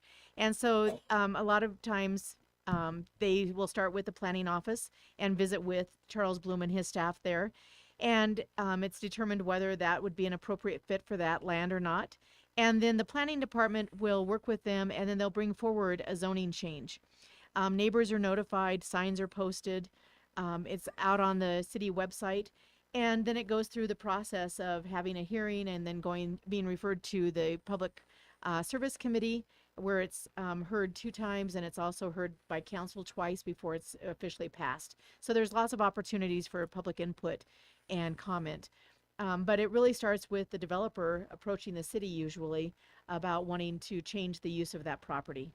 We talk about zoning, whether it is commercial or residential, especially for Ward 3, but it all depends upon infrastructure in town, or again, with whether it's the streets or again, sewer for water, for this and that. Ward 3, especially where we are at least neighborhood in Sun Valley, again, we see, you know, the installation of Blue Peak, and again, with new internet lines, again, we see fresh roads out there. We see that sewers are getting repaired out there. Infrastructure, at least across Ward 3, not just Sun Valley, but again, as you mentioned, all the way on south down to LCCC, up north and all the way out east. Infrastructure in that part of, at least part of City of Cheyenne, got to be pretty happy with, or is there still needs to be improved upon in that part of town? Well, I think that's always the challenge, right? Because there are some older parts of Ward 3 where we need to do some maintenance and we need to do some upkeep. If you've been down along 7th Street just south of Bain Elementary School, you'll notice that some of the pavement is wearing away. We have some sidewalks in neighborhoods that need to be replaced just because of overuse of snow melt or whatever that looks like. But I think that for the most part, we've done a really good job. And part of that is the new development in Ward 3. So you're seeing those new streets. You're seeing repairs done to, for instance, Meadow, and was up and redone this last summer. And we got to a point where we found out that some of their water retention and things along Meadow were happening because we had some problems with infrastructure underneath the street with the sanitation and water lines.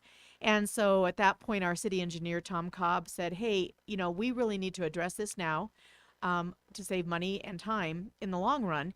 And I know that there were residents who were concerned because it seemed like the construction on the road stopped, and then we worked on the infrastructure before we finished the road in October. And they were concerned it wasn't going to be done before winter. Thank goodness it was. But if we had just gone ahead and done the pavement and gone over that bad infrastructure, we would have found ourselves with people still having water issues at the bottom of Meadow and 12th Street, and then also having to go back in, tear up that new pavement, and do the infrastructure work later. And we are really trying to be thoughtful and mindful about the steps that we take in order to do infrastructure so that we don't have to redo things that we just did, because that's never a good use of taxpayer money. You'll notice Nation Way was redone. Part of that was, all of Nation Way was redone. And that was because of some faulty work that had been done previously on it. And then out along College Drive, we were able to do a Greenway underpass right across from LCCC. And that was a joint venture between the city, the county, and the Wyoming Department of Transportation.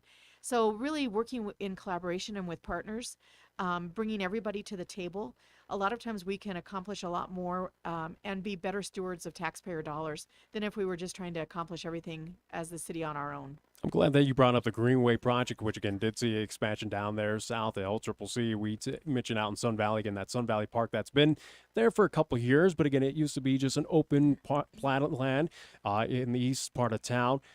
Again, we know Highway 30 has that aging disc golf course out there, but it's still at least an entertainment value for those folks to go out and use when, again, the weather is at least fair in this town. Any opportunities in east side of town, or at least Ward 3, to add more parks or kind of beautify it, or at least that outdoor curricular activity for residents in that ward? I think so. I think one of the biggest changes that you'll see and that was opened up last year is what's now being referred to as the Kiwanis Park. It was being referred to as the East Side Park, and that's along Pershing and to the south side of Pershing there. And you'll see that being developed. We've adopted a master plan for that. But I think that what people have to understand is that we have some real water challenges that we're facing. And so that park is not probably going to look like a Lions Park. As we go forward with new parks and with new development, we're really trying to be water conscious and trying to use native plants, trying to use turf materials and things judiciously where it's actually going to be used as turf rather than just for aesthetic looks, and trying to make sure that whatever we do, it will be aesthetically pleasing, but will also be easy to maintain. There's nothing that looks worse than somebody who decides they're going to take out their lawn and put in rocks, and it looks great the first couple of years, but if they didn't put weed guard under it or they don't have a plan, it quickly becomes an overgrown, bed of rocks, overgrown with weeds. And so we want to make sure we're thoughtful about that process. I'm going back to Highway 30 where you mentioned Big D Oil has put out that really nice facility out there. And again, also a veterinary clinic that has also decided to move out there. And I'm looking at that stretch of Highway 30. And again, this is where, I can go bring out our Ward 3 map and it gets confusing. But how much more expansion can we do on Highway 30? And I'm thinking of those big radio towers, which I'm a part of. But how far east can we go, or do we have to incorporate? Are there more pockets that are being looked at to come into the city of Cheyenne? Well, I think we're always looking at that. I think one of the things that let's be honest, we can annex what people would like to annex, right? And as you move out east, there are lots of, for lack of a better term, subdivisions that exist out there, like Cherry Hills, and some of those areas. And eventually those could be annexed in, if all of the conditions are met by state statute. But we don't, in most cases, we're not out there looking to annex land. Because with annexed land comes an additional responsibility to provide emergency services to those areas and those communities. And we cannot continue to stretch our fire and police departments further and further. If we're not adding more people, but we're adding more acreage for them to cover, it really becomes problematic. And that was one of the things that prompted the need to move our fire stations so that they had an ideal 4-minute or less response time. And so the fire stations are being rearranged, if you will, with this six-penny tax dollar initiative that was voted on by taxpayers last fall or a year ago last fall, to allow us to build these 3 new stations. So that will help with that. But that's always something we have to consider. So we're not out there looking to annex land, but I think there's a lot of potential out east still. I think there's also a lot of potential for growth to the south. I was going to talk about the new facility here that is being built right here on Converse. Talk about what its role is going to play, because again, you look at, we have a facility down here in Del Range, and then you have one that's in Laramie County, so and another one that's over on East Lincoln Way. It's like we have facilities that don't really match up, but time frame that they're there within about 5-10 minutes. Tell us a little bit about what this facility. It's kind of like right in the middle of as you're putting pegs into a board. It seems like that kind of alleviates a lot of traffic. Yeah, and what Chief Copper did was he actually drew concentric circles and looked at the response time that would be able to be achieved by where those stations were placed. I think one of the best and most advantageous things about the one on Converse is that we're getting a fire station off of Del Range. Trying to get a fire truck out onto Del Range, on a Saturday afternoon or Friday, or Monday through Friday around 5 o'clock is nearly impossible, and a disaster waiting to happen, quite honestly. So I think being able to have a larger facility, and I don't know how long, you've been around Cheyenne a long time, but that fire station on Del Range has been there for literally years and years and years before the mall was ever put in. And so it definitely has been great and useful, and we'll continue to use that probably for training and things like that, but it won't be an active fire station. I think that moving the one off of Highway 30 and Cleveland, probably another perfect example, where at the time it seemed like a really good idea, but having it come onto a state highway, which is what Highway 30 is, probably not the best plan, even though it looks like you can drive through it, and always have the engine going in the correct direction. But with all of the housing and growth out in Saddle Ridge, it's going to be really helpful to have a new station out at the corner of basically Pershing and Christensen Road. And then in order to make sure that we can maintain those 4 minutes or less time frames, moving the third station or building a third station over by Ashley Furniture and having that a little bit more centrally located and further south will help that as well. So I think it was just a matter that the community grew around these fire stations and grew beyond what they were able to provide as far as that nationally recommended response time of 4 minutes or less. I wanted to get your thoughts, and I know City Councilman Mark Rennie and I will probably go round and round on it, but I've been around since it was been purchased, and I wanted to get your thoughts on the Belvoir Ranch. Yes, we are seeing some movement on the Belvoir Ranch. Could there be more? Will there be more? Well, are the monies available? That is a multi-million-dollar question. So the Belvoir Ranch, I think the people who were serving on the council at the time that was purchased were forward-thinking in that they really wanted to reserve that land, and I understand that. And the reasons I think why that land was originally purchased have maybe changed a little bit over time. I do think that it may end up being one of a great source of water for us. With some work out there. I think that it may offer opportunities for hobby and bicyclists and people who would like to spend time in the outdoors. I don't think when it was originally purchased that we ever imagined that there would be windmills out there. we also have the train that runs through that on the side of the Belvoir Ranch and on the east side of it. And so one of the things we've been talking about is how do we get that Belvoir Ranch opened up more to the community? Right now you can access it from the Colorado side, and there are bike paths and a lot of trail building that's been done. But how could we open it up from the Wyoming side? I think that that's a great idea. But when I look at what it's going to take to get us over the railroad tracks or under the railroad tracks, and we're talking literally millions of dollars to build a bridge over the railroad tracks, to get people to be able to drive into that land to make it accessible to everyone. I don't know if Cheyenne residents are willing to pay millions of dollars to access that land for recreation. I know originally when it was purchased, there was talk about a golf course out there. I think that with our current water situation, that's probably not realistic. But I think that there are things that we could do there, and maybe we, are not able to open it up to vehicles. And maybe we, are able to do something where people can access it on foot or on motorized carts or on electric scooters or electric bikes. But I would love to hear from people if they think that we need to invest what could be, just to drop the plans, almost $1 million to get a bridge over the railroad tracks there. Because I really, in talking to our constituents over in Ward 3, I don't know that they are convinced that, this is worth a $20 million project. We talk about expansion. We talk about, again, the opportunities, whether it is infrastructure, again, this and that is being offered here in Cheyenne. Again, entertainment as well, too, growing as we see downtown, especially with the Lincoln Theater, what they're offering now. But we want to get, at least I do, again, as you can see, again, athletics. Again, we are very proud, again, covering our high school teams, again, here in town and also doing in the county as well with Pine and Burns. But again, we do have facilities here in town, again, whether it's the Ice and Event Center with the former hosts of the Cheyenne Stampede, which, again, are no longer here.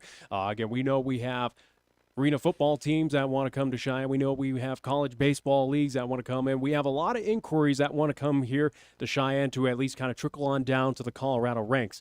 Again, we talk about keeping monies and revenue here in Cheyenne instead of going to Laramie, to Scottsbluff, on down to Colorado. Athletics, I mean, what's kind of your thoughts and opinions on at least bringing in some new flair for entertainment, not only just for, again, our youth, but again, for family fun oriented, to keep those dollars here in Cheyenne?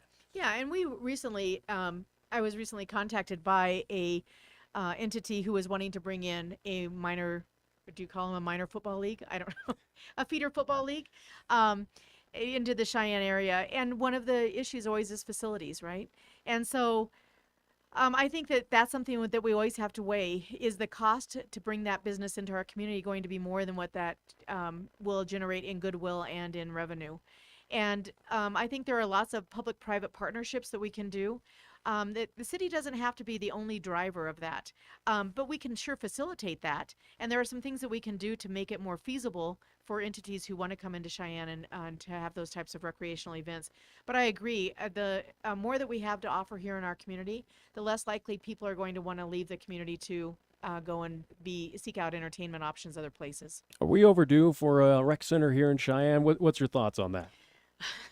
Well, I think that right now, I hear a lot of people say they would love to have a rec center. What I think people don't understand is that even when it was presented probably 10 years ago, that people thought that if we had a rec center, it would be free. What people don't understand is that there would have to be a monthly membership fee in order to maintain that, in order to run it.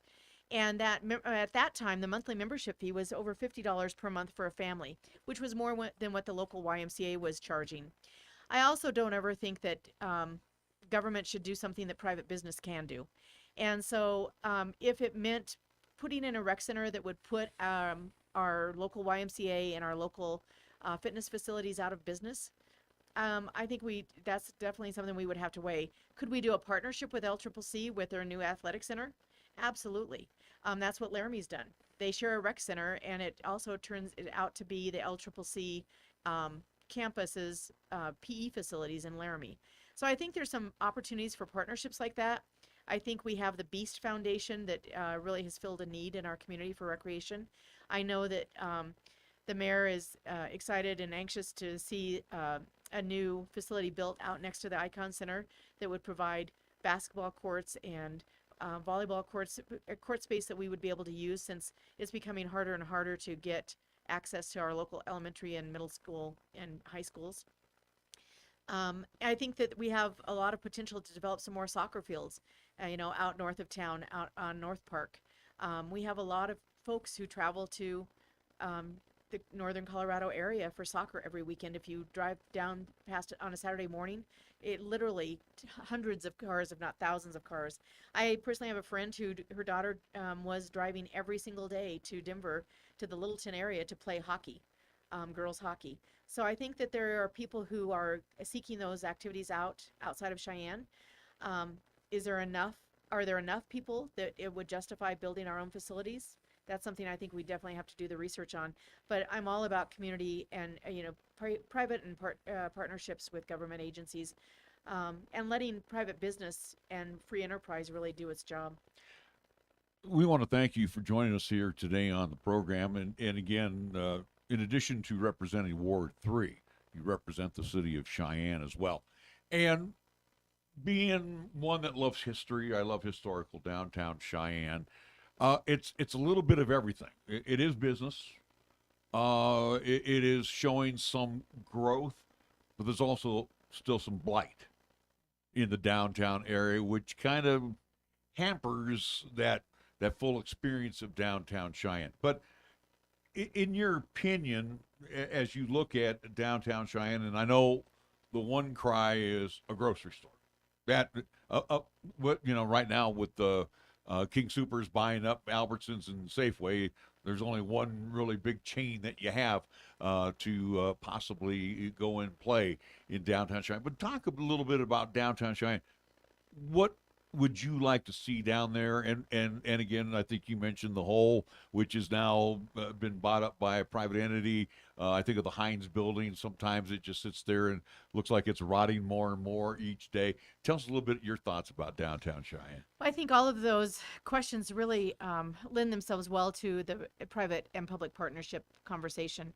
If you look along 15th Street, a lot of those buildings that were in disrepair and have been around since you and I were kids, quite honestly, and were not even in good repair even at that time probably, have been purchased and are being, we've literally seen millions of dollars being poured into those by the entities that have purchased those, and some really thriving businesses going in down there like Chronicles and Alexis Drake, and McGee Hearn and Pies has just purchased the large building at the corner of Bent and 15th, and that's going to be their new office spaces next year. So a lot of private money going into that area. The Aces range and gallery that's being put in down there on 15th and Pioneer. And so I want to make sure that we support that.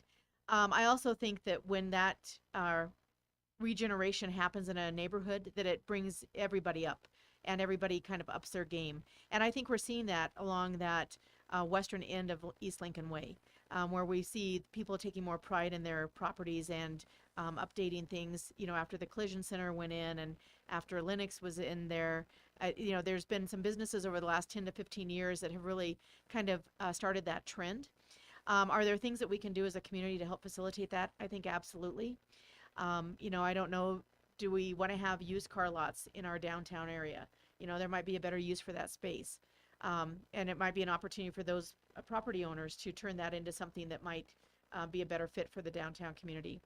A grocery store downtown, I think, is a great idea. We have had a couple of stores downtown who have increased what they're carrying in order to accommodate, especially those individuals who live in the downtown area. Provisions, Cashway distributors are all selling groceries now. I know the Albany is actually even selling groceries. But it would be great to have a grocery store on that side of town. Again, that's an area where, business and the market demand will have to produce that. And in the grocery business, I think if you talk to anybody who runs a grocery store, it's a very, very small profit margin, and a lot of overhead. So hopefully we can create some interest and enough activity and enough people that are living in that part of the community that will cause a business to want to open up a downtown grocery store, even if it's a small neighborhood grocery, like perhaps Grant's Market up in Casper, which is a neighborhood grocery. And you mentioned too an aging population, but would it be safe to say in that part of Cheyenne is more of our aging population that really could use those type of services? I think that's probably a fair statement with the Burke high rise and a lot of the more affordable housing and established housing where people have been living in that West Edge community for years, and they want to grow old in their homes. Having something that's available in their neighborhood would be really beneficial. Well, we want to thank you, Dr. Michelle Aldrich, for joining us here on 1480 KRAE. Very enlightening. Again, City Council meeting tonight.